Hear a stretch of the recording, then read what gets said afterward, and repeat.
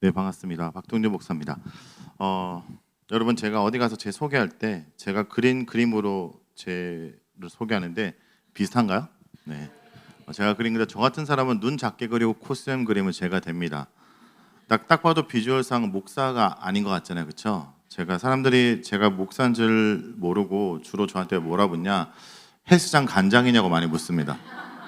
그래서 제가 좀 비주얼을 좀 부드럽게 예수님을 담기 위해서 머리를 길렀더니 사람들이 뭐라 얘기하냐, 혹시 요리사냐고 물어봤습니다. 전 요리사나 헬스장 간장이 아니라 저는 운동하는 사람입니다. 말씀 운동. 모든 사람이 말씀을 돌아가 날마다 말씀을 읽도록 하는 생각을 하고 있습니다.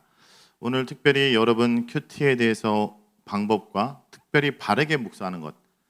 제가 이제 코스타에서 이제 천안 코스에서 아마 여러분 청년들을 만나는데 그때 강의 듣고 좀 더 실습을 어떻게 하고 바르게 하는 거를 문의를 했던 기억이 있습니다. 그래서 오늘 기본적으로 큐티 방법과 바르게 하는 거 적용 이런 내용들을 좀 다룰 건데 그 사전에 여러분에게 질문도 받았습니다. 그래서 중간중간 그 내용들을 조금 포괄해서 강의를 좀 하려고 합니다. 그 전에 좀 질문 드릴게요. 여러분에게 큐티는 어떤 의미입니까? 라는 질문입니다. 여러분에게 큐티는 어떤 것인가? 나름대로 큐티에 대해서 사람들이 생각하는 정의들이 있을 것인데 저는 이렇게 말씀드리고 싶어요. 큐티는 묵상인데 성경을 묵상하는 거다. 여러분, 예수 믿지 않는 사람도 묵상합니다. 돈을 묵상하는 사람도 있고요. 권력을 묵상하는 사람도 있습니다. 그리고 나름대로 자기가 갖고 싶고 되고 싶고 또 소망하는 걸 묵상하죠. 근데 큐티라는 것은 보통 콰이트 타임이라 얘기하잖아요. 아무것도 안 들리는 것이 아니라 선택적인 경청입니다. 세상의 소리를 차단하고 하나님의 볼륨을 높이는 거죠. 큐티에 대한 얘기를 조금 개념을 얘기하기 전에 왜 해야 되는지를 좀 먼저 말씀드리면, 여러분, 묵상 큐티는 우리가 받은 구원과 관련되어 있습니다. 여러분, 구원을 받았다는 것은 단순히 죽다 살아났다는 것이 아니라 성경에 말하는 구원의 개념은 나의 통치자가 바뀌었다는 거거든요. 구원의 모습을 가장 보여주는 성경의 사건은 출애굽 사건인 겁니다. 이스라엘 백성이 파로의 노예로 죽어가고 있다가 노예된 백성에서 하나님을 왕으로 모시고 살게 된 사건을 구원의 원형으로 얘기하고 있죠. 그리고 여러분 나중에 그 고린도전서의 매일 성경이 이제 곧 묵상을 할 건데 거기 보면 그 홍해를 건넌 사건은 이스라엘 백성이 전체 집단적으로 세례를 받은 사건으로 설명하기도 합니다. 결국 파라오로 왕이 아니라 하나님을 왕으로 우리가 삶은 사건이 구원받은 사건이라면 결국 우리는 그의 백성이 됐고 그의 나라의 왕으로 모시고 하나님을 산다는 거죠. 결국 왕이신 하나님의 예수 그리스도의 다스림을 받고 있기 때문에 우리는 새로운 신분을 가졌고 새로운 피조물인데 새로운 피조물의 존재 양식이 있습니다. 그것은 말씀을 먹고 말씀을 읽고 말씀으로 산다라는 거죠. 저희 매일 성경이 처음에 큐티책을 만들 때 여러분들이 고민하면서 큐티책 이름을 뭘 할까라고 하다가 한 분이 날마다 성경을 읽어야지라고 해서 매일 성경이라는 이름을 적었고 그것이 1973년입니다. 날마다 말씀을 읽고 산다라는 얘기를 최근에 여러분 묵상하고 있는 창세기 얘기를 좀 해볼게요. 여러분, 창세기 이야기가 지금 마지막에 진행될 때 마지막에는 누구의 얘기로 마무리됩니까? 그렇죠, 요셉의 이야기죠. 여러분, 요셉의 얘기는 사실 이렇게 스토리가 진행되면 요즘 말로 하면 넷플릭스 드라마에서 흥행을 못하는 얘기입니다. 요셉의 얘기는 어떻게 마무리해서 끝나야 되죠? 그 넷플릭스 드라마 더 글로리처럼 끝나야 됩니다. 형들을 다 죽여버리고 복수하고 떵떵거리며 자기를 드러내야지 이야기가 마무리해 버리는데 요셉의 얘기는 형들을 용서합니다. 자, 요셉의 인생을 나름대로 그래프로 그리면 두 가지 키워드로 말할 수 있어요. 첫 번째, 꿈이죠. 요셉의 인생의 꿈이 늘 두 번씩 등장하거든요. 첫 번째, 자기가 꿨던 꿈 두 번. 그 다음에 감옥에서 왕의 술 맡은 떡가는 맡은 간원적이 꿨던 꿈 두 번, 파로가 꿨던 꿈 두 번. 근데 첫 번째 꿈을 꾸었대 요셉은 자기 꿈을 자랑하는 요셉. 근데 두 번째 꿈과 관련돼서는 요셉은 어떠냐? 감옥 속에서 그 간원장들에게 안부를 묻는, 그러니까 누군가를 배려하는 좀 성숙한 모습의 요셉. 세 번째 파로의 꿈에 대해서 뭡니까? 그 꿈을 풀이할 뿐만 아니라 그 꿈을 어떻게 잘 대처해서 많은 사람을 살리는 요셉으로 성장합니다. 꿈이 두 번씩 세 번 등장하면서 요셉이 성장하고 있고요. 또 요셉의 인생을 설명할 수 있는 또 하나의 키워드가 옷입니다. 요셉의 인생은 옷을 벗고 입는 거거든요. 채색 옷을 입었죠. 그리고 채색 옷을 빼앗기고, 그리고 나중에 겉옷을 보디발의 집에서 겉옷을 벌어둠으로 말미암아 오해를 받게 되고 제수복을 입고 마지막에 세마포 옷을 입고 마무리되고 있습니다. 그럼 요셉의 인생에서 옷은 뭘까요? 그의 처지와 신분입니다. 그가 어떤 옷을 입냐에 따라 그의 상을 말해주죠. 근데 더 중요한 건 뭐냐면, 이 성경이 하고자 하는 말은 뭐냐면, 요셉이 어떤 옷을 입고 벗냐가 아니라 어떤 옷을 입고 벗어야 된 그 상황 속에도 말씀으로 옷 입기를 힘써야 된다는 거죠. 자, 이걸 어떻게 설명할 수 있냐? 여러분, 요셉이 감옥에 안에 있을 때 요셉의 인생을 시편 저자는 이렇게 평가합니다. 한번 읽어볼까요? 시작.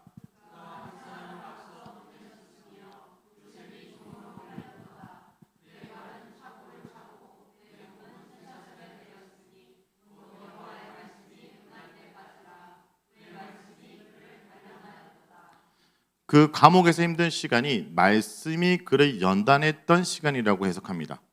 결국 말씀을 통해 이거예요. 요셉이 어느 날 꿈을 꿨는데 내가 높아지는 꿈이라고 요셉은 생각합니다. 근데 요셉의 얘기를 잘 읽어보면 이건 내가 높아지는 꿈이 아니라 우리 가족을 살리는 꿈이었거든요. 형들이 곡식단이 절하고 또 하늘의 별과 자기의 절하는 것이 내가 높아지는 꿈이라고 해석할 수 있는 이 요셉이 인생의 역경을 겪고 말씀이 그의 삶을 연단하자 뭡니까? 아, 이 자리가 우리 가족을, 많은 사람을 살리는 꿈이었다는 것을 해석하는 거죠. 내 인생에 일어난 어떤 사건들을 말씀을 통해 해석하기 시작합니다. 그래서 마지막에 뭐라 얘기하죠? 형들을 용서할 때 이런 말을 합니다. 읽겠습니다. 시작.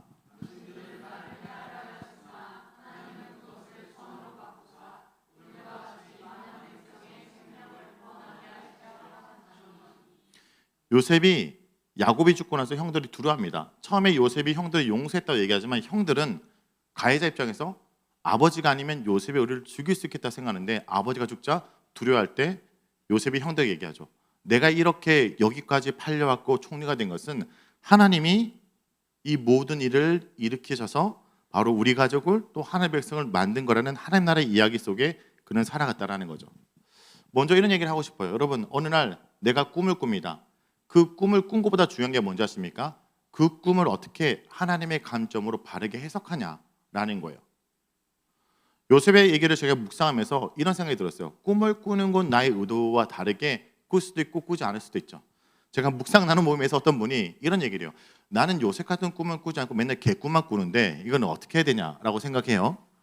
근데 여러분, 꿈에 대해서 하나님이 주신 꿈일지라도 그 꿈에 대한 해석은 우리 신앙인의 몫에 있습니다. 예를 들어 나중에 여러분 그 고린도전서를 묵상할 건데, 사도 바울이 사도행전 보면 주변 사람이 꿈을 꿉니다. 너 거기 가면 환난을 당해, 핍박을 당해. 그러면 보통 우리가 생각하는 건 뭡니까? 아, 이 환난과 핍박을 내가 피해가기 위해서 하나님의 꿈을 존재 얘기하지만 사도 바울은 어떻게 해석합니까? 그 꿈을 꿨기 때문에 내가 확실히 거기에 가야겠다 해석하죠. 오히려 내가 십자가를 지기 위해 그 꿈의 위험성을 말하지만 오히려 감당한다는 겁니다. 그러니까 결국 어떤 꿈, 우리 삶 가운데 어떤 일이 일어났을 때 그것을 내가 바르게 말씀을 통해 분별하고 해석해야 됩니다. 이런 경우가 있어요. 저는 꿈에 대해서 좀 억울한 게 뭐냐면, 어느 날 신혼 때 아내가 아침에 일어나더니 나한테 화를 많이 내는 거예요. 왜 내가 아무 짓도 안 했는데 왜 이렇게 화를 내냐? 어제 밤에 꿈을 꿨는데 꿈속에서 제가 자기를 안 도왔다는 거예요. 너무 억울하지 않습니까? 여러분, 그 꿈 자체가 중요한 것이 아니라 그 꿈을 꿨을 때 나의 해석이 중요하지 않습니까? 결국 요셉은 자기 현실을 말씀을 통해 내가 꿨던 꿈, 내가 일어났던 사건들을 하나님 나라 관점으로 해석함으로 결국 어떤 일을 펼쳐나가냐? 그 형제를 용서할 뿐만 아니라 하나님 나라의 스토리 속에 자기 인생의 한 일부가 되는 거죠. 창세기를 좀 마무리하면서 제가 이런 얘기를 드리고 오면 이런 겁니다. 여러분, 하나님이 이스라엘 백성을 가나안 땅에 하나님 나라를 형성하라고 하죠. 근데 여기에 갈대 우르 지역에 있는 아브라함 여기 신겼습니다. 여기서 하나님 나라를 만들려는 계획이 애초에 있었잖아요. 여러분, 근데 나라가 되려면 뭐가 필요합니까? 첫 번째, 백성이 있어야 되고 왕이 있어야 되고 땅이 있어야 되죠. 근데 이 땅이 좀 문제가 있어요. 이 땅은요, 제국에 껴 있습니다. 여기는 이집트, 여기는 뭐 그 당시에 메소포타미아를 비롯하여 끊임없이 패권을 잡는 제국들이 여기 있다면, 여기 껴 있습니다. 그리고 이 가나안 땅은 이 제국 속에 껴 있기 때문에 안정적으로 아브라함의 자손들이 백성의 숫자를 늘리기에는 여러 가지 불안한 점이 있어요. 나중에 여호수아 본문을 보면 이스라엘 백성이 가나안 땅을 차지하고 났더니 그 땅에 이미 왕들이 30명이나 넘게 있다는 거예요. 이 땅은 어떻게 합니까? 서로 죽고 죽이며 왕 노릇하는 땅이었다는 거죠. 그러면 이 상태로서는 아브라함의 가족이, 야곱의 가족이 백성의 숫자를 늘릴 수 없습니다. 그러면 방법은 뭐냐? 안정적인 땅에서 백성의 숫자를 일단 만들어야 돼요.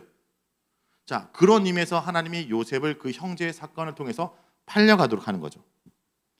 자, 팔려가는 건 어떻게 보면 가장 우리가 치욕스럽고 힘든 역경 같지만 생각해 보세요. 요셉이 이스라엘 백성을 이집트의 한 땅에서 땅을 차지하는 권력을 갖기 위해서 우리가 생각하는 정상적 방법, 요셉을 채색옷도 피고 강남에 학원을 보내고 공부를 시켜서 행정 사법고시 쳐서 총리가 됐다, 절대 될 수 없습니다. 오히려 팔려갔는데 그 팔려간 가정 속에 또 꿈을 풀이했는데 그 꿈이 풀이에 대한 은혜를 2년이나 잊어버린 그 모든 시간을 통해 결국 가장 빠른 길로 총리가 되고, 그리고 그도 가운데 고센 땅을 그들이 차지하잖아요. 고센 땅이 어떤 거냐면 요셉이 지혜롭습니다. 파라오가 너희 가족이 왔어? 좋은 땅을 줄게 라고 할 때 요셉이 생각합니다. 여러분, 이집트는 농경이 주 경제입니다. 그러면 요셉의 가족이 거기 왔을 때 농업을 하고 이집트의 중심부에 살아가면 어떻게 되냐? 견제를 받겠죠. 그래서 우리는 목축한다. 그 당시 이집트에서는 목축은 가증스러운 직업이었어요. 그러니까 간섭받지 않는 고센이라는 지역에서 안정적으로 인구가 늘게 되는 거죠. 요셉은 생각해 보세요. 인간적으로 어떤 생각입니까? 요셉이 총리야. 우리 형제가 총리야. 우리가 이집트에서 중심부에서 한 자리를 차지한다는 생각을 하는 것이 아니라 요셉은 뭡니까? 오히려 거룩하게 주변인이 되도록 하는. 그리고 인구가 늘어나죠. 자, 인구가 늘어나니까 이제 땅을 차지하러 가야 되니까 거기서부터 출애굽기 이야기가 시작됩니다. 그리고 땅을 차지하는 게 여호수아 본문까지, 그다음에 왕이 세워진 얘기가 사사기랑 사무엘서까지 이어지죠. 결국 자, 요셉이라는 한 사람의 인생은 하나님 나라의 큰 그림을 본다면 내가 형들에서 팔려온 사건이 결국 억울하게 팔려와서 고생한 사건이 아니라 하나님이 우리 가족을 하나님 나라 백성으로 삼기 위한 그 큰 플랜 속의 하나였다는 거죠. 오늘 내가 누군가를 대화하고 푼 이 사건이 그냥 내 한 개인의 사건 같지만 하나님 말씀을 온전히 묵상하고 분별함으로 이것이 하나님 나라의 큰 일이 시작이 되어 있다는 겁니다. 오늘 내가 사소한 사람과의 만남과 대화, 내가 누군가를 용서하는 그 사건도 어쩌면 하나님 나라의 큰 그림 속의 일부가 되는 것이죠. 그래서 오늘 제가 좀 주로 다룰 것은 내가 개인적으로 묵상하지만 이 묵상이 하나님 나라 중심 묵상인지 하나님의 위한 묵상인지에 대한 얘기들을 좀 하려고 합니다. 자, 그래서 제가 늘 큐티 강의 전에 하는 말이 있는데 한번 읽어보실까요? 시작. 오늘 이 자리에 온 분들은 큐티란 말을 처음 듣는 분은 없을 거예요. 큐티를 나름대로 하고 계시고 또 열심히 하는 분도 계신데, 제가 늘 강의 중에 하는 얘기가 큐티를 아무나 했지만 아무렇게 하면 안 된다라는 겁니다. 가끔 큐티 어떻게 하냐 물어보면 이렇게 얘기하죠. 큐티요, 매일 성경 책 사서 펴서 제목 읽고 옆에 있는 글 읽고 본문은 약간 귀찮아서 대충 읽고 밑에는 기도 제목 읽고 읽습니다. 여러분, 그건 큐티가 아니라 저희 책을 구독하고 계신 겁니다. 그리고 이렇게 하는 분이 계세요. 큐티 어떻게 하냐 물어보니까 나름대로 하세요. 기도하고 말씀 읽고 말씀 읽다가 내게 와닿는 부분과 내용을 찾고 그걸 나에게 적용하고 기도하고 실천한다 얘기를 해요. 여러분, 이렇게 큐티를 많이 하시는데 사실 이 큐티도 잘못된 방향으로 갈 수 있는 위험성 있는 큐티이긴 합니다. 제가 했던 얘기 중에 어떤 게 조금 위험 요소가 있을까요? 말씀 읽다가 내게 와닿는 부분을 찾는다는 것이 사실은 조금 위험한 큐티예요. 말씀은요, 내가 보고 싶고 내가 와닿는 걸 찾는 게 아니라 하나님이 어떤 얘기를 하는지 듣고 깨닫고 하나님께 맞춰가는 게 바른 묵상이거든요. 예를 들어 이런 거예요. 가끔 제가 아내와 대화를 나누는데 아내가 한참 제가 이야기를 듣고 있었거든요. 화를 내는 거예요. 뭐라 얘기하냐? 당신은 왜 내 얘기를 안 들어 얘기하는 거예요. 저 정말 억울해요. 30분 동안 아내 얘기를 듣고 있었거든요. 잠자코. 근데 아내 얘기는 뭐냐? 왜 당신은 당신이 듣고 싶은 얘기만 들으라는 거예요. 그러니까 아내의 말이라는 것은 아내의 마음이 반영된 거잖아요. 그 말을 통해 아내가 어떤 마음을 갖고 있는지 유추해야 되는데 말씀도 마찬가지입니다. 하나님 말씀을 통해 하나님이 어떤 말을 하고자 하는 것을 바라봐야 되는데 많은 경우 오늘 본문의 내용 중에 이 문장과 이 표현과 이 어떤 느낌과 상황이 나와 맞아떨어지냐라고 생각하거든요. 여러분 그것은 묵상이 아니라 말씀으로 점치고 있는 거예요. 묵상은 말씀으로 점치는 게 아니라 말씀으로 물들어가는 겁니다. 말씀을 읽고 하나님의 생각과 하나님의 마음이 어떤지 그 말씀에 나를 맞춰가는 것이 묵상이고 이것을 우리가 보통 하나님 중심 묵상이다라고 얘기한다는 거죠. 예를 들어 이런 예를 좀 한번 들어볼까요? 요 앞에 있는 자매님이 계신데, 네, 자매님 그 교자는 형제가 있어요. 이따 치는 거예요. 그러니까 갑자기 아니 있어요가 아니라 있다라고 칠게요. 그러면 근데 자매님이 평소에 어떤 얘기를 하냐? 나는 빨간색이 너무 싫어하는 얘기를 자주 해요. 난 빨간색에 트라우마가 있다. 근데 이 형제가 그 이제 사귄 지 1년이 되는 날 기념하기 위해서 빨간 바지를 아침에 입고 빨간 후드티를 입고 빨간 모자를 쓰고 잠 입고 빨간색 백수건을 주면 어떻게 돼요? 그걸로 머리를 내리쳐야 돼요. 나를 사랑하는 방식은 내가 원하는 방식이어야 돼요. 그렇죠? 평소에 나의 얘기를 듣고 내가 무엇을 좋아하고 싫어하는 걸 깨닫고 내게 맞춰 가는 게 적용이라는 거죠. 이게 하나님께 맞추는 거. 좀 더 다른 얘기를 들어볼까요? 제가 청소년들에게 주로 들은 얘기인데 여러분 그 제가 이제 사역하다가 가끔 이제 중간중간 이동하다가 꼭 가는 게 중국집이에요. 저는 이제 짬뽕과 탕수육을 늘 이렇게 세트로 시키거든요. 근데 탕수육을 먹는 방법이 우리가 다양하잖아요. 탕수육 여러분 어떻게 드세요? 찍먹도 있고 부먹도 있고 뭐 어디가 막먹도 있고. 제가 한번 물어봤어요 청소년들한테 나 어떻게 먹을 것 같냐니까 어떤 청소년이 처먹게 해가지고 때릴 뻔했는데 저는 처먹이 아니라 저도 찍먹이에요. 제가 어떻게 먹는다고요? 그러면 저랑 탕수육을 많이 같이 드신다면 이 정보를 알았다면 여러분 탕수육에 소스가 나면 어떻게 하실 거예요? 그죠? 붙는 순간 저를 무시하는 거죠. 그렇죠? 그러니까 제가 찍먹이라면 저 사람이 찍먹을 배려하는 거죠. 하나님의 본문 속에 찍먹, 부먹을 얘기하지 않지만 나는 거룩할 것이라 했다면 하나님이 그 거룩의 본질을 우리가 묵상하고 그 거룩을 선택한다라는 것이죠. 결국 말씀을 통해 하나님이 무엇을 원하고 싫어하는 걸 통해서 그 문제를 해결하고 선택해야 되는 겁니다. 여러분 조금 있다가 6월부터 고린도전서를 묵상하거든요. 제가 고린도전서를 이제 묵상하기 전에 한 2주 동안 고린도전서를 묵상해서 제목을 이렇게 적었어요. 뭐냐면 고린도전서는 문제가 많아요. 고린도 교회가. 그래서 제가 그 고린도전서를 다 좀 공부하고 정리한 다음에 제목을 이렇게 졌어요. 교회 문제를 십자가와 부활의 원리로 대답하다 이렇게 얘기를 했거든요.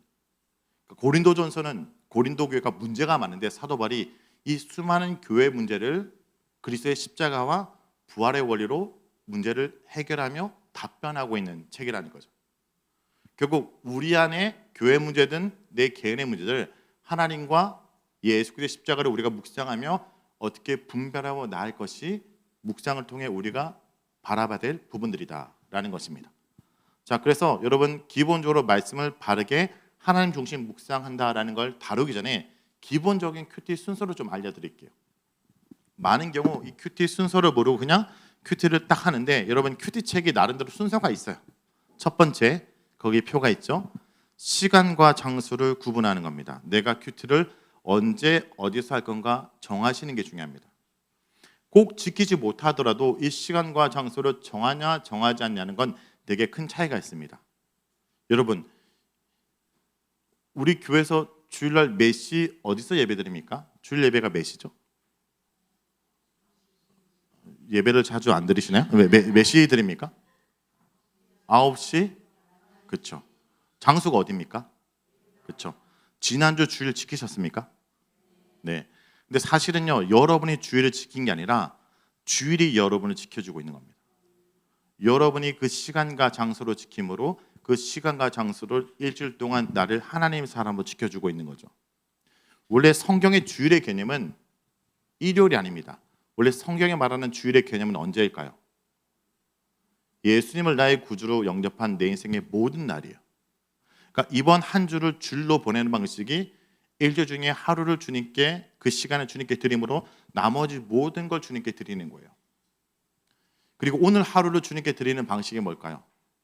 단 10분이든 20분이든 내 시간과 장소를 정해서 그걸 주님께 드리면 나머지 모든 게 주님의 시간이 되는 거죠. 일부를 드리지만 먼저 따로 떼서 드림으로 다 준 게 되는 겁니다. 이런 예를 들어볼까요? 우리 형제님. 네, 형제가 앞에 형제밖에 없어서 이렇게 어쩔 수 없습니다. 그 발렌타인데이 아시죠? 발렌타인데이 되면 자매가 형제들에게 초콜릿을 준다는 전설은 들어보셨습니까? 네. 이게 형제에겐 전설이었습니까? 실제였습니까? 실제였어요? 네, 다행이네요. 네. 예를 들어 발렌타인데이 때 제가 초콜릿을 10개를 받자마자 형제님에게 3개를 먼저 따로 떼서 주는 거예요. 첫 번째 이렇게 3개 줬습니다. 두 번째 받자마자 주기 싫은데 형제가 봐버렸어. 찝찝하지만 그래도 나 혼자 먹고 싶어서 혼자 다 먹으려다가 7개 먹고 3개가 남았어요. 먹다 남은 3개를 준단 말이에요. 똑같은 3개인데 어떤 게 기분 나쁠까요? 일단 나한테 받은 것 자체가 기분 나쁘고 더 기분 나쁜 건 먹다 남은 게 기분 나쁘겠죠. 여러분 지난주 주일 예배를 시간이 허락해서 시간이 남아서 예배 드렸다? 사실 모욕적인 겁니다. 시간과 장소를 따로 떼서 주님께 드림으로 일부를 드리지만 다 준 게 되는 거죠. 그래서 여러분 묵상을 시작하려면 시간과 장소를 주님께 드리는 것부터 시작합니다. 시간과 장소의 성소를 마련해야 된다. 시간이 남으면 아니라. 그러니까 어떤 분들이 큐티를 내가 자주 못한다, 자주 빼먹는다, 그 이유가 있어요. 내 일상의 어떤 시간과 장소를 주님께 드리는 작업을 애초에 하지 않았죠. 자, 여러분 근데 꼭 아침에 할 필요는 없어요. 어떤 교회 청년부 수련회 갔더니 제가 물어봤거든요. 큐티 언제 할 거냐? 6시에 하겠대요. 제가 말렸어요. 왜냐? 그 인간은 9시 전에 일어난 적이 없습니다. 안 하겠다는 거예요. 저녁에 하셔도 되고 점심에 하셔도 되고 출근해도 돼요. 근데 그 시간을 먼저 내가 구분하냐 안 하냐 차이라는 거죠. 장소도 중요합니다. 한번 어떤 자매가요 이런 얘기를 해요. 동생 방에서 큐티를 하겠다는 거예요. 왜 네 방에서 안 하냐 하니까 이 자매가 이런 얘기를 합니다. 제 방은 귀신이 나올 것 같다라는 얘기를 합니다. 집중할 수 있는 장소도 중요하죠. 그 얘기를 하는데 어떤 청년이 이런 얘기를 해요. 우리 집에 우리 어머니의 기도와 말씀 공간이 있대요. 거실 한 구석에. 그리고 이런 얘기합니다. 그 시간과 장소가 나를 만들었다라는 거죠. 그래서 일상의 나의 시간과 공간의 성소를 마련하는 작업부터 하셔야 됩니다. 그 다음 뭐냐면 이제 그 시간과 장소에서 말씀을 보기 전에 기도하는 겁니다. 이 기도는 신약 용어로 하면 성령의 조명입니다. 성령님의 역할은 하나님의 뜻이 이루어지도록 하는 거예요. 그 뜻을 이루도록 주님 비춰주세요. 여러분 이게 조명이잖아요. 주님의 뜻을 비춰주셔서 제가 그 뜻대로 살도록 하여 주옵소서라고 기도하는 겁니다. 그리고 이제 말씀을 읽는데 말씀을 여러분 혹시 여러분 중에 나는 말씀을 딱 한 번만 대충 읽으면 깨닫는다. 나는 말씀을 한 번만 딱 봐도 그대로 실천한다. 그런 분 계십니까? 그런 분은 에녹 같아서 하나님이 곧 데려갑니다. 아마 여러분은 되게 장수할 것 같은 느낌이 드는데 여러분 저도 그래요. 말씀은 여러 번 읽어야 돼요. 많은 분들이 큐티 할 때 가장 중요한 건 실천이 아니라 큐티에서 가장 중요한 것은 말을 알아듣는 거예요. 큐티에서 가장 중요한 게 말씀을 읽고 이 말씀이 뭔지를 이해하는 게 전제돼야 돼요. 이해되지 않은 상태에서 행동하는 것은 오해를 사는 거잖아요. 그러니까 제가 아내가 저한테 얘기할 때 이 아내가 하는 얘기를 잘 듣고 이해하고 행동하는 것이 이 아내를 위한 길이지 아내가 어떤 얘기를 함에도 불구하고 상관없이 내 마음대로 하는 것은 오히려 다툼이 일어나는 일들이죠. 그래서 기본적으로 말씀을 여러 번 읽어야 됩니다. 그래서 첫 번째 소리내서 읽기, 두 번째 밑줄을 긋고 표시하며 읽기, 새롭게 발견한 걸 기록하며 읽기. 꼭 이 순서대로 하진 않으셔도 돼요. 근데 여러 번 적어도 이해될 때까지 읽어라 라는 뜻입니다. 근데 제가 청년들에게 주로 이렇게 여러 번 읽을 때 이렇게 하면 그래도 좀 본문 이해가 좀 더 잘 된다는 의미에서 소리내라 얘기를 합니다. 왜냐 여러분 소리내서 읽으면요 내 입이 읽고 내 눈이 읽고 내 귀가 읽잖아요. 눈으로 읽으면 아는 거 모르는 거 대충 건너뜁니다. 여러분 우리가 소리내서 읽는다는 게 뭐냐면 최근에 청년들이 그 영어 회화를 공부할 때 가장 트렌드한 영어 회화 공부법이 뭐냐? 미드 섀도잉 하는 거예요. 그러니까 미국 드라마를 틀어놓고 내 혀가 그 영어를 계속 따라하고 내 혀가 영어에 익숙해지도록 하는 거죠. 현재 우리 혀는 뭐에 익숙합니까? 지금 영어 회화 시간이 아니라 우리 언어는 세상의 언어에 익숙해요. 어떤 사건이 이제 세상적으로 말해버려요. 그래서 하나님의 언어에 익숙하도록 내 혀가 말씀을 소리내고 내 눈이 읽고 내 귀가 읽도록 하는 거죠. 그리고 내 손이 읽도록 밑줄을 긋고 그 다음에 기본적으로 내가 무엇을 읽은지 기록하는 것. 그래서 말씀을 여러 번 읽고 내용 요약 정도로 해보는 거예요. 오늘 본문이 이러이러한 내용이다. 자, 이러이러한 내용이라면 결국 제목 정도를 만들 수 있습니다. 그래서 매일 성경에 보면 이 제목이 사실은 본문의 내용을 요약한 하나의 메시지로 만든 거거든요. 그리고 이렇게 중심 문장을 만들었다면 그 다음부터 묵상이 시작인데 오늘 본문이 이런 내용이라면 이 말씀하시는 하나님은 어떤 분인가? 오늘 본문 속에 이 내용을 통해 하나님이 이런 분이면 내가 어떻게 할 때 주님이 기뻐할 건가? 구약을 볼 때는 하나님이 어떤 분 이렇게 질문하시면 돼요. 신약은요, 예수님이 어떤 분 하면 대충 맞습니다. 왜냐? 하나님의 뜻을 예수님이 성취하는 모델로 등장하니까 예수님이 어떤 분, 하나님이 어떤 분, 내게 주는 교훈을 깨닫고 주님 이렇게 살기 원합니다라고 기도 제목을 만드셔야 돼요. 묵상에서 제일 마지막에 마무리로 중요한 것이 기도 제목이에요. 오늘 본문의 내용으로 주님 이렇게 기도 제목을 마무리하고 만드는 거죠. 자, 그리고 이것을 어떻게 되냐? 하루 종일 계속 중얼중얼 거려야 돼요. 큐티라고 마지막에 기도 제목을 만들면 끝나는 게 아니라 이걸 계속 내가 대인해있는 겁니다. 내가 오늘 말씀 묵상한 결과로 만든 기도 제목을 계속 중얼중얼 거리면 뭐가 될까요? 쉬지 말고 기도하는 겁니다. 그 말씀을 하루 종일 중얼거리면 뭐가 될까요? 오직 여호와 율법을 주야로 묵상하는 거예요. 주일 예배도 마찬가지입니다. 목사님의 설교를 듣고 그렇구나 끝나는 것이 아니라 주일 들었던 설교 메시지를 통해 여러분 나름대로 기도 제목을 만들어야 돼요. 그걸 계속 한 주 동안 중얼거리면 뭐가 될까요? 쉬지 말고 기도하는 겁니다. 계속 중얼거리면 그게 뭐가 될까요? 오직 여호와 율법을 주야로 묵상하는 게 됩니다. 그래서 묵상의 어원의 뜻이 중얼거리다는 뜻입니다. 그리고 여러분 그렇게 기도하는 것을 우리가 성령 충만이라고 얘기를 합니다. 성령님은 하나님의 뜻이 이루어지도록 하는 거잖아요. 그러면 여러분 성령 충만하면 어떻게 하고 싶을까요? 하나님 뜻대로 살기로 결단하겠죠. 그래서 성령 충만은 곧 성경 충만이다라는 말을 하기도 합니다. 결국 오늘 내가 읽었던 말씀으로 내가 부여잡고 중얼중얼거리며 그 말씀에 나를 맞춰가는 가정들을 살아가는 것이 말씀 생활, 묵상 생활이라는 거죠. 기본적인 순서가 이겁니다. 제가 오늘 바른 묵상 실습 전에 기본적인 묵상 방법. 그래서 어떤 분이 이런 얘기를 해요. 큐티를 나름대로 했는데 말씀을 여러 번 꼼꼼히 읽기만 해도 그전 묵상과 달라졌다 얘기 많이 하세요. 많은 분들이 묵상을 할 때 성경을 대충 읽고 읽지 않고 옆에 해설을 바로 읽어버리거든요. 근데 옆에 해설은 사실 메시지기보다는 저 같은 사람이 나는 이렇게 묵상했습니다라고 나누는 거예요. 참고 내용이지 그게 메인이 아니라 매일 성경에서 가장 중요한 것은 본문입니다. 오늘 우리가 주어진 본문을 내가 읽고 내가 이해하는 그 전제 속에 있어야 그 다음 단계로 갈 수 있다라는 거죠. 자, 매일 성경 한번 보여드릴게요. 이렇게 되어 있죠. 이 매일 성경의 레이아웃의 가장 특이한 점이 뭐냐면 본문이 여기 있다는 거예요.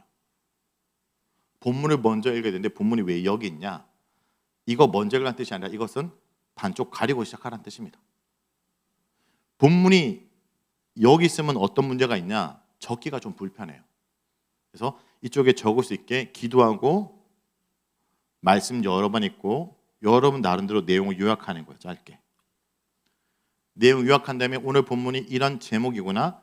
제목을 나름대로 달아보는 거죠.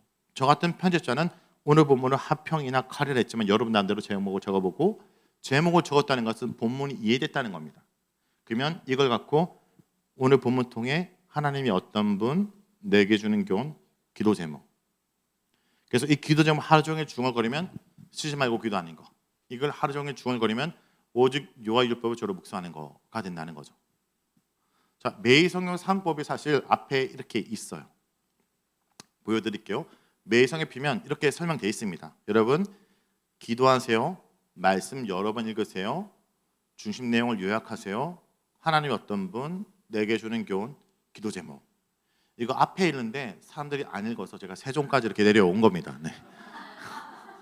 이렇게 하는 거 좀 기억하시고, 자 오늘 이제 요런 방법을 얘기하는 것은 제가 많이 보통 강의할 때 기본적 강의를 할 때 하는 내용, 거의 대부분 이 내용을 길게 제가 한 2시간 하는데 오늘 이거 빠르게 요약했고, 진짜 오늘 좀 다룰 내용은 뭐냐, 묵상을 제대로 하기 위해서 또 우리 신앙생활의 발휘가 위해서 우리가 고민해야 될 부분들을 좀 다루려고 해요. 뭐냐면 신앙생활 가운데 가장 많이 하는 말 중에 하나가 뭐냐면 하나님의 인도와 하나님의 뜻이라는 단어입니다. 하나님의 인도가 뭐고 하나님의 뜻이 뭔지가 성경적으로 정리가 안 되면 큐티라도 잘못된 방향으로 계속 가는 경우들이 있기 때문에 이걸 정리하려고 합니다. 여러분 신앙생활하고 큐티 나눔하고 우리가 얘기할 때 가장 많이 하는 게 하나님의 뜻이 뭔가, 우리 청년들 하나님 인도가 뭔가, 하나님 뜻이 무엇인가 이런 얘기 많이 하잖아요. 근데 성경이 말하는 하나님 인도와 하나님 뜻이 뭔지를 한번 생각해 볼게요. 첫 번째, 자 여러분 이게 하나님의 뜻이라 말할 수 있는지 한번 얘기해 보십시오. 모든 전쟁은 하나님의 뜻이다. 맞는 얘기일까요? 틀린 얘기일까요? 맞다 한번 손 들어보세요. 틀렸다 한번 손 들어보세요. 난 네에게 손을 안 들겠다 한번 손 들어보세요. 여러분 누가 말하냐에 따라 되게 다릅니다. 그러니까 원론적으로 맞는 얘기지만 전쟁을 일으키는 당사자가 이 전쟁은 하나의 뜻이라고 얘기하면 자기의 결정을 합리화하는 거잖아요. 자, 전쟁은 좀 먼 얘기면 이렇게 얘기해 볼까요? 교회 한 청년이 시험을 쳤는데 떨어졌어요. 그리고 그 청년을 위로한다고 해서 하는 말이 뭐냐면 너가 시험에 떨어진 것은 하나님의 특별한 인도가 있어서야. 그러면 걔 다음 주 교회 안 와요. 이거 상처되는 말이에요. 그러니까 하나님의 인도라는 말이 오히려 누군가에게 상처가 될 수도 있어요. 어떻게 사용하냐에 따라. 이번 교통사고는, 이번 자연재해는, 전염병은 하나님의 인도와 뜻이다라는 말이 맞는 얘기 같지만 또 때로는 틀린 얘기입니다. 왜냐? 이 하나님 인도와 뜻에 대한 것이 생각보다 오용되고 남용이 많이 된다는 거예요. 묵상도 마찬가지입니다. 하나님의 인도가 이거다라고 우리가 쉽게 얘기하지만 사실 보면 하나님의 인도가 아니라 내 뜻을 하나님의 인도로 포장하는 경우가 생각보다 많거든요. 이 부분을 생각하고 묵상을 하셔야 된다는 의미에서 한번 얘기해 볼게요. 인도하심의 목적이 세속화되는 경우가 있어요. 뭐냐면 신앙생활은 내가 주를 따르는 것인데 주가 나를 잘 따라오는 것을 하나님의 인도라 얘기를 해요. 내가 원하는 방향으로 하나님이 내가 잘 가도록 도와주는 걸 하나님의 인도라 많은 경우가 있습니다. 또 자기 체면적 주문. 성경은 나를 위한 하나님의 주문인데 하나님을 움직이기 위한 주문처럼 만드는 거죠. 여러분 알라딘에 보면 전지전능한 신이 하나 있어요. 뭐예요? 램프의 진이에요. 램프의 진이는 전지전능해요. 문제는 뭡니까? 내 손 안에 있다는 거예요. 마치 하나님을 내가 주문을 외우면 움직일 수 있는 분처럼 여기는 게 큐티가 아니라는 거죠. 그리고 인도하심이 기계적이고 체계화된다 뭐냐면 내가 하나님의 법대로 일해야 되는데 내가 맞는 법 안에 하나님이 일하도록 하는 거 되게 많습니다. 이런 실수예요. 야, 그 문제 해결하기 원해? 40일 동안 금식 기도해봐. 야, 그 문제 이렇게 하기 원해? 주를 위해서 이렇게 헌신해봐. 마치 내가 이러이러한 것 몇 가지를 하면 하나님이 이렇게 움직일 거란 그것이 때로는 내가 만든 법 안에 일하시는 하나님을 우리가 규정하는 경우가 있습니다. 오히려 우리는 말씀을 통해 하나님의 법대로 일해야지 반대가 되면 안 된다는 거죠.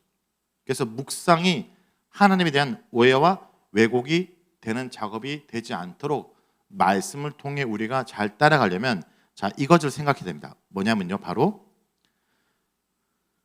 하나님이 나를 따라야 한다는 것이 인도가 아니라 내가 하나님을 따르는 것이 하나님 인도라는 거예요. 다시요. 하나님이 나를 따라오는 게 하나님 인도가 아니라 내가 하나님을 따라가는 게 하나님 인도다. 묵상도 마찬가지입니다.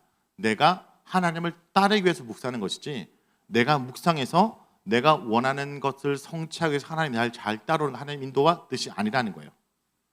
하나님 인도를 잘 보여주는 성경 대표적 말씀 중에 하나가 시편 23편입니다. 자, 이거 한번 같이 한번 읽어볼까요? 시작.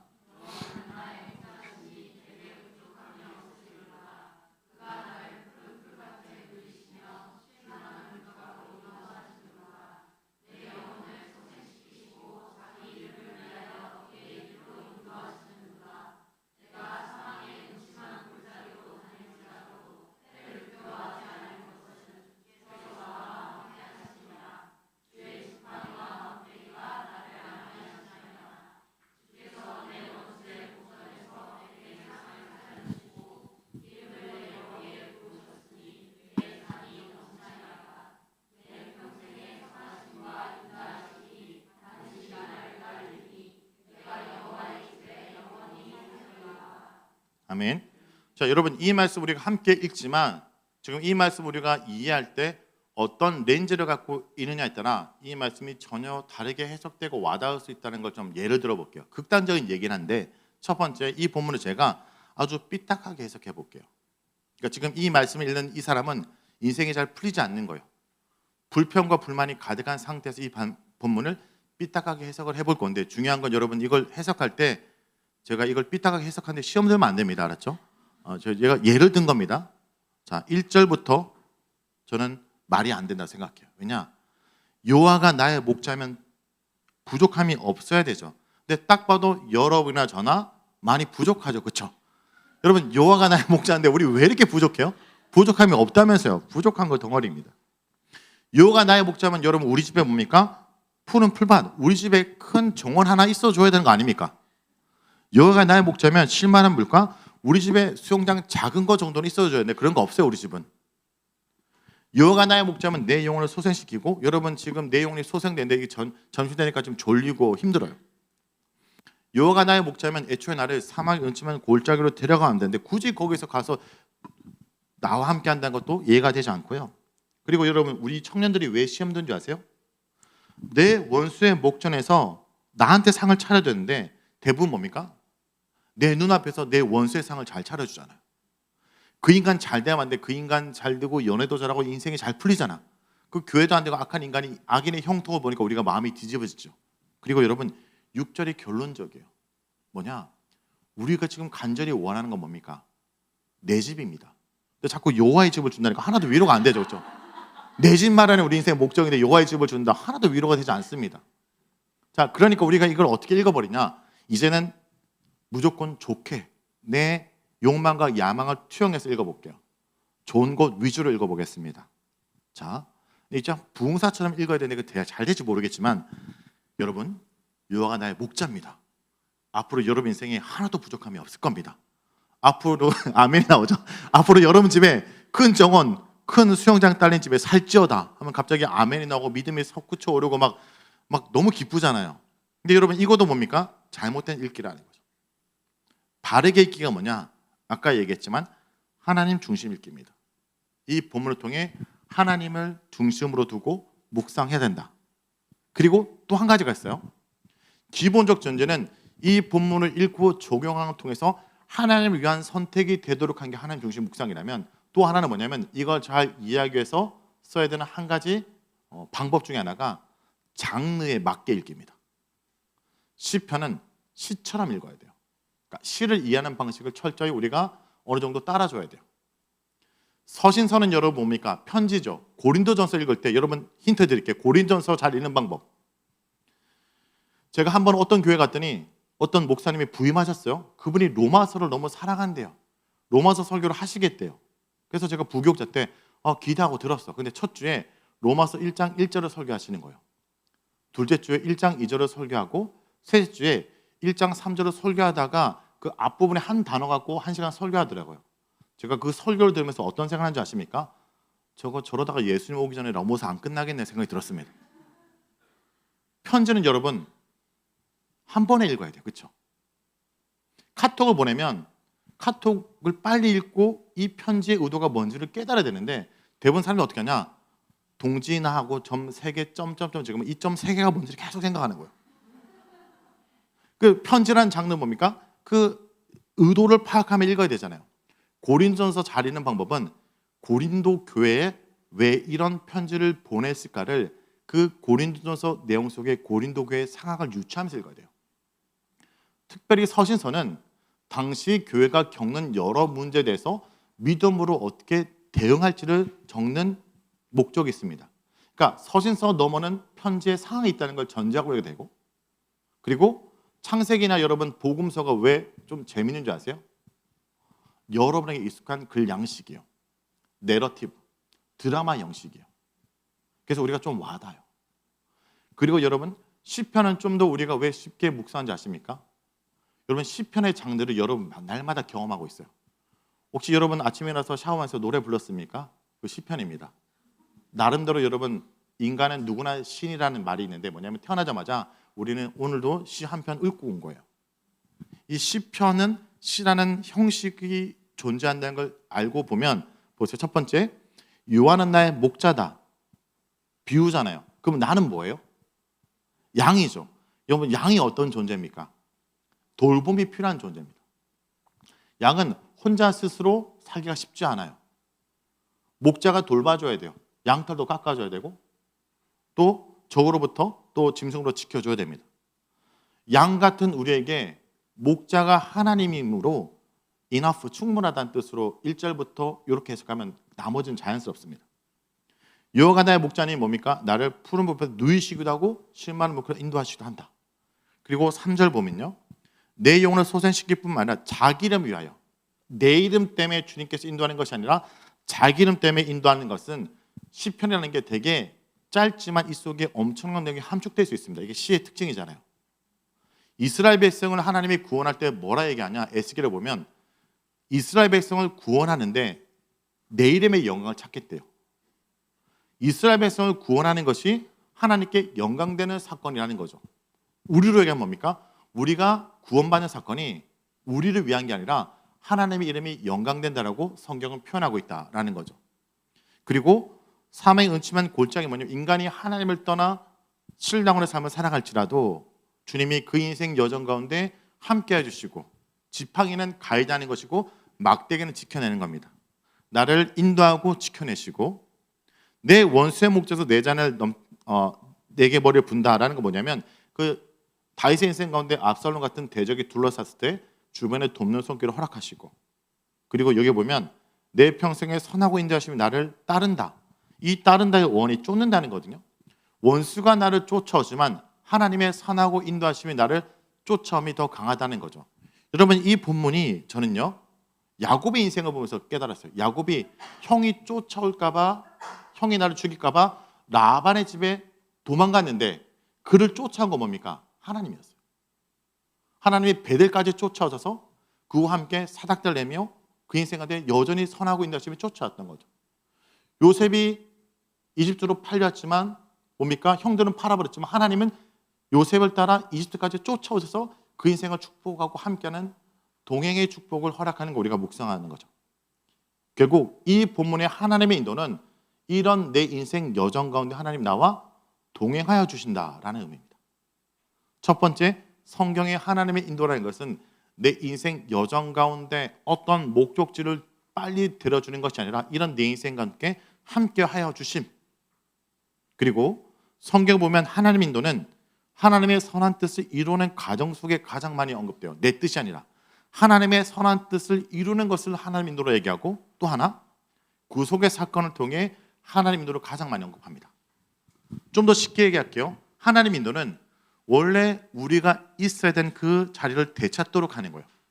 원래 우리가 있어야 되는 그 자리는 어디입니까? 하나님의 자녀의 자리, 백성의 자리, 제자의 자리. 근데 우리는 양이잖아요. 본성적으로 양인 우리는 틈만 나면 길을 잃어버립니다. 어제도 우리가 길을 잃어버렸어요. 어제도 우리는 자녀의 자리를 지키지 못했습니다. 실패하고 넘어졌습니다. 선한 목자 되신 주님이 우리를 찾아주시면 우리는 결코 집으로 돌아올 수 없기 때문에 어떻게 합니까? 오늘도 새롭게 말씀하여 주신다는 거죠. 어제 비록 넘어지고 쓰러지고 실패했지만 오늘도 주님께서 우리에게 말씀함으로 다시 하나님의 자녀의 자리, 백성의 자리를 찾도록 하는 것이 말씀을 통해 하나님 우리를 인도하심이라는 거죠. 오늘도 여전히 말씀하셔서 우리를 다시 회복시키고 다시 자녀로 백성으로 살도록 허락하시는 것이 하나님 말씀하심입니다. 그래서 저는요 말씀 묵상 사역을 하면서 깨달은 게 있습니다. 성경에서 가장 많이 등장한 단어를 찾았는데 그것이 이르시다는 단어예요. 이르신다는 뜻이 뭘까요? 결국 저는 이렇게 해석합니다. 나를 포기할 수 없다는 거예요. 아무리 말씀을 듣지 않고 주님을 떠났지만 주님은 계속 말씀하시고 말씀하시죠. 여러분 사춘기 자녀가 있으십니까? 저 첫째 딸이 지금 중2거든요. 얘 되게 착했는데 중학교 2학년 되니까 갑자기 눈빛이 달라졌어요. 그리고 갑자기 평소에는 그렇지 않았는데 갑자기 얼굴을 가부키 화장처럼 하고 머리를 롤 만들면서 그래서 제가 가끔 야 눈깔이 힘 빼 이렇게 얘기하는데 달라졌어요. 근데 얘를 제가 포기하지 않죠. 계속 말합니다. 왜요? 포기할 수 없기 때문에. 하나님 우리를 포기할 수 없기 때문에 어떻게 합니까? 우리도 말씀해서 하나님 나라 이야기 속에 들어가서 첫째, 하나님이 누군지를 깨닫게 하고, 하나님 누군지 깨달으면 내가 누군지 해석될 수 있습니다. 왜요? 우리가 하나님의 형상, 계획으로 만들어진 존재니까. 말씀을 통해 하나님을 깨닫고 내가 어떤 존재를 깨달아 나의 역할과 기대를 살아가도록 하는 것. 이게 말씀으로 하나님이 우리를 인도한다라는 것입니다. 자, 하나님의 인도에 대한 얘기를 했습니다. 아까 목사님이 1시간씩 쉬어서 하라고 해가지고 제가 잠깐 한 타임 한 10분 정도 쉬었다가 제가 하겠습니다.